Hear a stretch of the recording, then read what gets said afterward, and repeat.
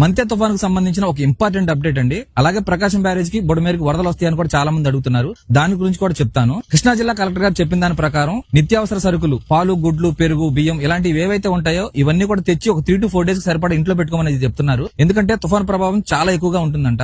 అట్లాగే కరెంట్ కూడా పోయే అవకాశం ఉంది కాబట్టి బ్యాటరీ బ్యాకప్స్ కానివ్వండి, ఛార్జింగ్ లైట్లు కానివ్వండి, కొవ్వొత్తులు కానీ తెచ్చి ఇంట్లో పెట్టుకోమని కూడా చెప్తున్నారు. సో దీన్ని బట్టి మనకు అర్థమవుతుంది ఏంటంటే తుఫాన్ ప్రభావం చాలా తీవ్రంగా ఉంటుంది అనే విషయం అయితే అర్థమవుతుంది. అట్లాగే ఈ మంత్ 27th, 28th, 29th ఈ 3 days కూడా స్కూల్స్ అండ్ కాలేజెస్ కూడా సెలవులు ప్రకటించారు. కృష్ణా జిల్లాకి, గుంటూరు జిల్లాకి, ఎన్టీఆర్ జిల్లాకి, బాపట్ల, అలాగే ఈస్ట్ గోదావరి, వెస్ట్ గోదావరి ఈ జిల్లాలన్నిటి కూడా స్కూల్స్ అండ్ కాలేజీలకు సెలవులు ప్రకటించారు. సో దయచేసి జాగ్రత్తగా ఉండండి.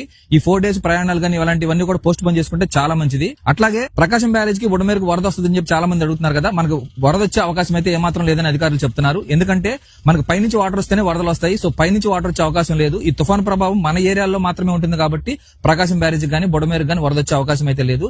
ఇది ప్రస్తుతానికి ఉన్న మంతే తుఫాన్ కు సంబంధించిన అప్డేట్. ఇలాంటి అప్డేట్స్ ఇంపార్టెంట్ అయితే నేను ఖచ్చితంగా పోస్ట్ చేస్తా ఉంటాను. Thank you for watching.